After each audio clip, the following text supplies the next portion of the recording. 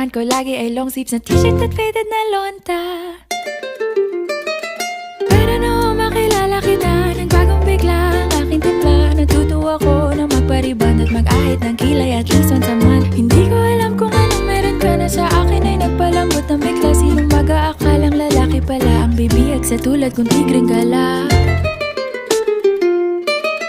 Kahit ako'y titibo-tibo, puso ko ay titibok-tibok pa rin sa'yo. Isang halik mo lamang at ako ay tinatablan, at ang aking pagkababae ay nabubuhayan na para bang bulaklak na namumukadkad.